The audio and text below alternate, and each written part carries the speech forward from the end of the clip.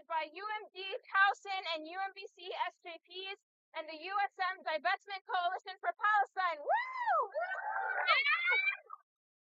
My name is Khadija, and I'll be moderating our tribunal today, along with some of my fellow organizers. As Muhammad mentioned, due to campus policies, we cannot use amplified sound, so please move up. Also, someone passed out with a QR code for a live stream.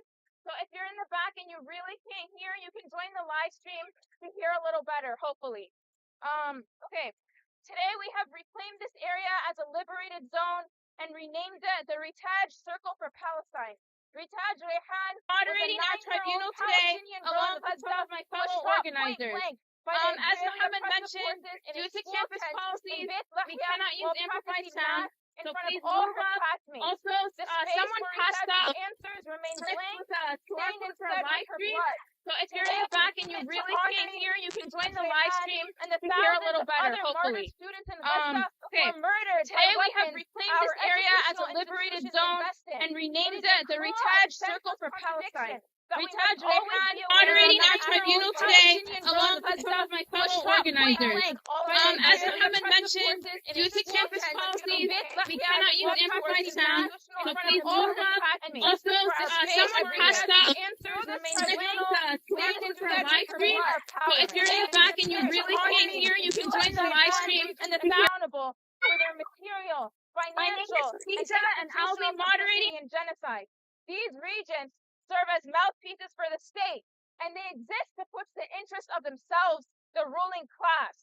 The system is intentionally confusing to prevent students from meaningfully mobilizing.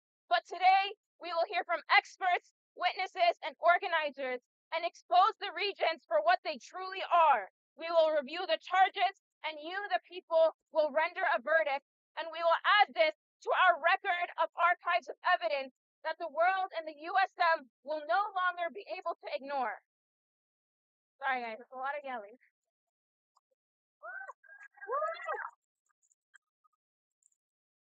Here to ground us in our current moment within the student movement and the larger global struggle for liberation is our first speaker, Jake Rom. Jake Rom is an international human rights lawyer and participated in the International Gaza Tribunal as well as the Hague Group. Please welcome Jake Rom. Thank you.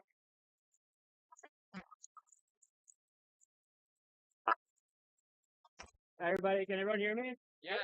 All right, great. Thank you all for coming. Great to see so many people here. So my name is Jake Rom. I am the United States representative for the Hind Raja Foundation. The Hind Raja Foundation is an organization of lawyers and activists. We are dedicated to pursuing offensive litigation against Israeli perpetrators of this genocide wherever. Everybody, can So that means trying to have them prosecuted for their war crimes and their crimes against humanity and for genocide around so the many world. people here. So my name is Jake where Rom. we're at now. I am the United States representative for the Hind Raja Foundation. The Hind Raja Foundation is an organization of lawyers and activists. We're dedicated to pursuing offensive litigation against Israeli perpetrators of this genocide wherever. Everybody can. That means trying to have them prosecuted for their war crimes and their crimes against humanity and for genocide around so the many world. people here. My name is Jake Rom. I am the United States representative for the Hind Raja Foundation. The Hind Raja Foundation is an organization of lawyers and activists. We're dedicated to pursuing offensive litigation against Israeli perpetrators of this genocide wherever. Everybody can. That means trying to have them prosecuted for their war crimes and their crimes against humanity and for genocide around So the many world. people here. That's also acts of genocide, and it is all one unified genocide taking place across historic Palestine. It's also worth mentioning, of course, that the conditions in the prisons for Palestinian political prisoners have only gotten worse since the genocide began. Israel is and has long been one of the most prolific torture regimes in the entire world, employing things from the more routine denial of adequate health care, denial of adequate food, denial of hygienic conditions, to the more extreme acts of torture like rape, beatings, stress positions. All of this, since the genocide began, has become worse in the prisons, and it continues to become worse every single day. There's a reason why when Tufan al-Aqsa was launched, one of the core demands was the release of Palestinian political prisoners. As the martyr Walid Daka noted, the Israeli prison service is attempting to mold Palestinian consciousness, to break their will to resist through acts of extreme cruelty, and also through daily acts of smaller submission and complicities within the prison. Prison, prisons, he wrote, are the laboratory where policies targeting the Palestinian moral and social situations are tested, with the result that it is no longer clear prison ends and freedom begins. It is, of course, an immense credit to the Palestinian people, even after decades of the most abject cruelty, the most advanced forms of control and destruction, that they continue. Now, this encompasses what is occurring in historic Palestine, but Lebanon as well, we should think of as a unified front in the Zionist campaign of extermination and genocide. The same tactics that we have seen in Gaza throughout the past 2.5 years, the mass destruction of civilian infrastructure, the targeting of aid workers and journalists, and the influx of control. Right, the Israelis are setting up outposts that eventually they hope to turn into settlements and eventually to annex as a part of the greater. It's also become clear since the most recent campaign against Lebanon that the Israelis are intending to commit a genocide against Shia Lebanese in heartening that Israel to a ceasefire that began last night, but of course, like every other ceasefire that the Israelis signed, they never actually ceasefire. The last ceasefire that began in 2024, the Israelis violated over 1,000 times, and they seem intent on scuttling any kind of lasting peace between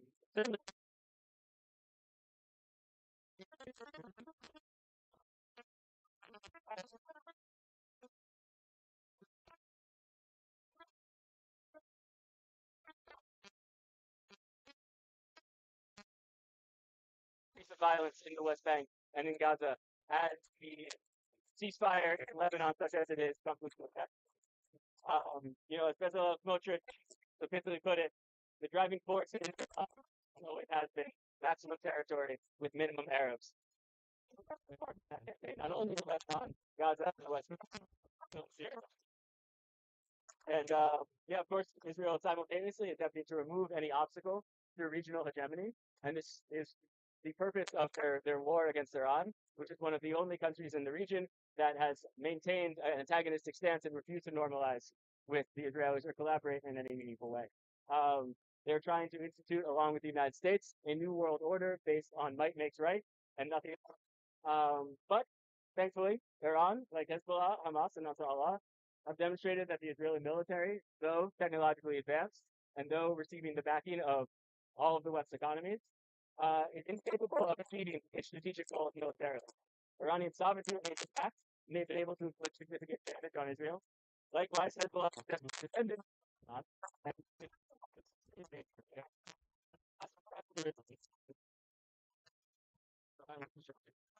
so it's perhaps what could solve